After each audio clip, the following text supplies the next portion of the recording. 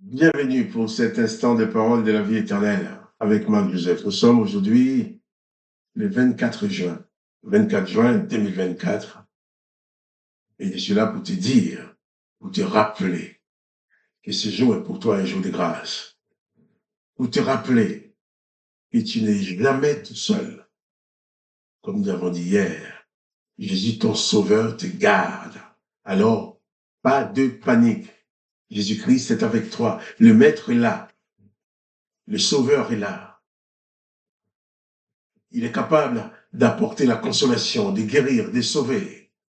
Il est capable de transformer ta vie. Il est capable de transformer les situations. Et nous allons voir, même quand Lazare était mort, les gens disaient, mais le corps, il sent déjà, on ne peut rien faire. Jésus, lui, est capable de ramener ce corps à la vie.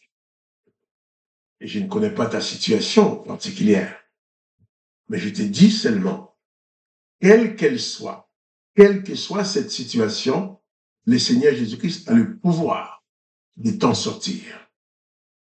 C'est pour ça qu'il vient vers toi. Il t'invite seulement à croire à sa parole, à croire en ses promesses, à croire en son amour pour toi, à croire à la plénitude de sa grâce pour te délivrer et te sauver. Jésus-Christ vient vers toi comme il a été vers Marie et Marthe. Alors toi aussi, approche-toi de Jésus-Christ. Jésus-Christ nous a dit que nous pouvons adresser nos prières au Père en son nom. Qu'est-ce que je vais faire avec toi? En délire l'évangile. Je vais prier avec toi. Père, dans le nom de Jésus-Christ, je te prie pour mon frère, pour ma sœur, pour cet homme et cette femme qui regardent et qui écoutent cette vidéo maintenant et qui prient en même temps que moi. Je proclame, Seigneur, que dans ton amour, tu vas exaucer sa prière. Je proclame que dans ton amour, tu vas lui apporter la délivrance. Je proclame que rien n'est impossible pour elle, pour lui. Car tu es celui qui délivre, qui sauve. Et si même il est tourmenté par les puissances démoniaques, au nom de Jésus-Christ, je prends autorité sur ces puissances démoniaques. Je paralyse leurs œuvres et je les ordonne de partir de la vie de cet homme, de cette femme, dans le nom de Jésus-Christ. Père, merci parce que tu es celui qui délivre. Tu n'es pas le condamnateur. Tu n'es pas celui qui vient pour juger et condamner.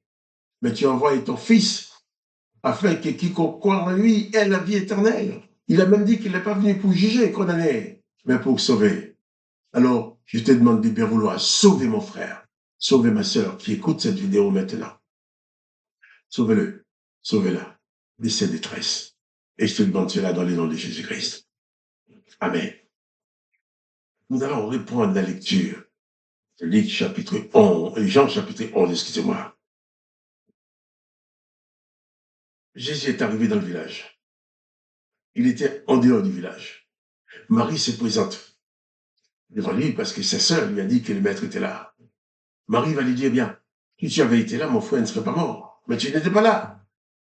On avait besoin de toi, mais tu n'étais pas là. Jésus, la voyant pleurer,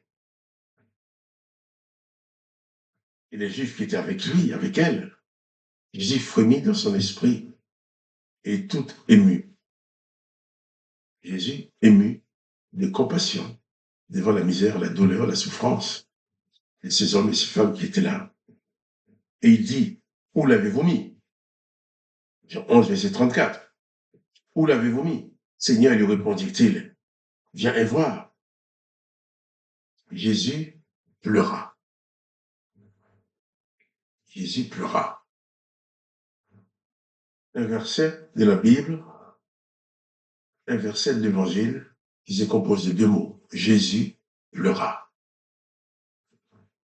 Et des fois, tu penses que tu pleures tout seul. Mais devant ta situation, Jésus pleure avec toi. Il est ému de compassion.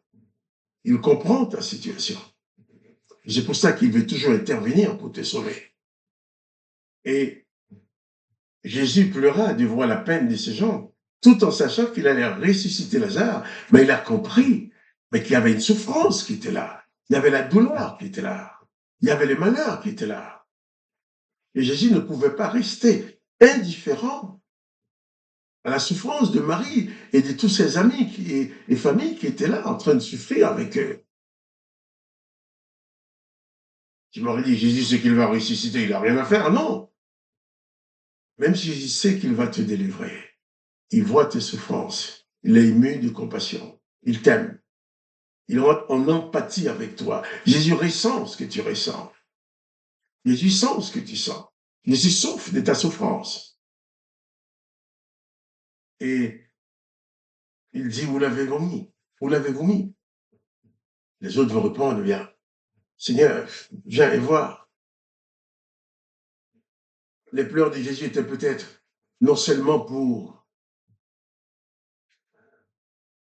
la douleur des autres, mais peut-être aussi pour une forme d'incrédulité qui était là. Des fois, ça fait la peine de voir la délivrance à portée de main d'une personne.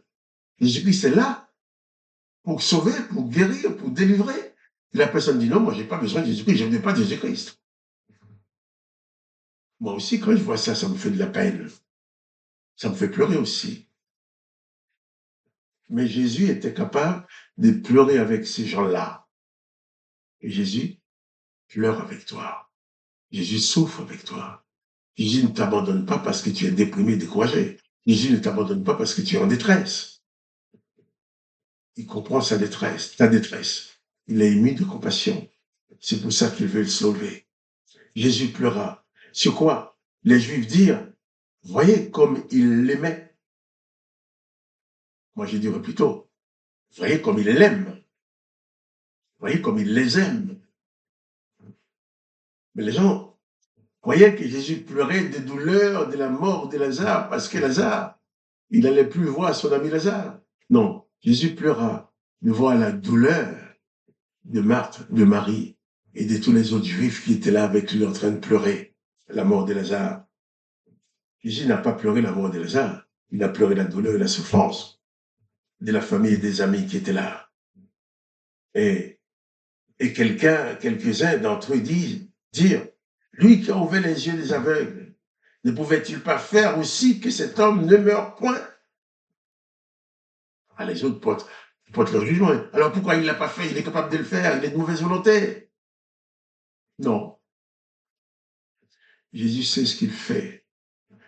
Dieu fait chaque chose en son temps dans ta vie. Il n'est jamais en retard. Marthe disait à Jésus, tu es arrivé en retard. Marie dit à Jésus, tu es arrivé en retard. Et les autres vont dire, mais lui qui a ouvert les yeux des aveugles, il aurait pu faire quelque chose. Mais il n'a rien fait. Au lieu de croire à la puissance du Maître, les gens sont plutôt en train de porter leur jugement, leur condamnation, leur reproche. Il dit qu'il aime. Il pleure sa mort. Il dit qu'il l'aimait, qu'il l'aimait. Mais il n'avait qu'à empêcher qu'il meure. Et Jésus manifeste sa bonté. Jésus n'a adressé aucun reproche à personne. Il ne les a pas reprochés leur incrédulité. Mais seulement Jésus a pleuré. Si tu es en train de pleurer maintenant, sache que Jésus pleure avec toi. Tu es en train de souffrir maintenant. Sache que Jésus-Christ mesure toute l'ampleur de ta souffrance, ta douleur. Sache que Jésus est ému de compassion devant la situation difficile que tu es en train de vivre.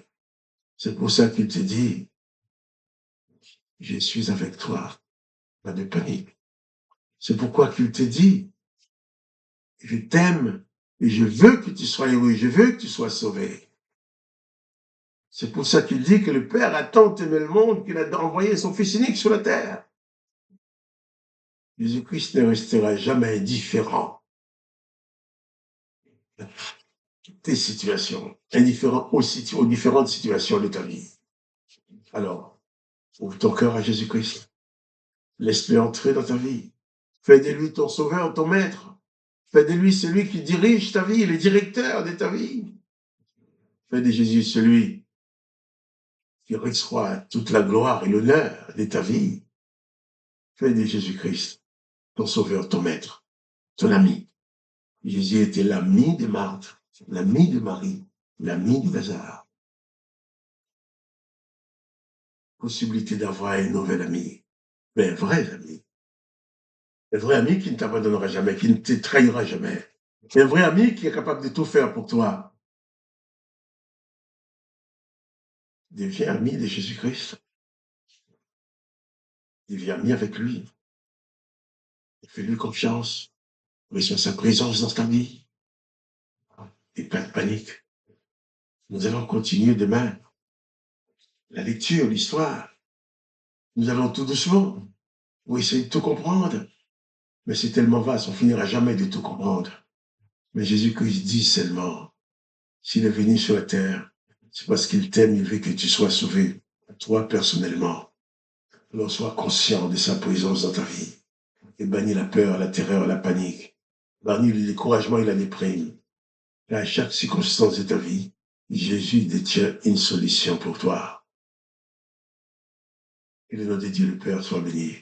Le nom de Jésus-Christ soit glorifié. Et que toi aussi tu sois richement béni par la présence de Jésus-Christ dans ta vie. Quant à moi, Marc-Joseph, pour ce jour de grâce, je te dis, si tu aimes cette vidéo, partage-la avec tes amis. Et je te dis aussi, à demain, pour les paroles de la vie éternelle.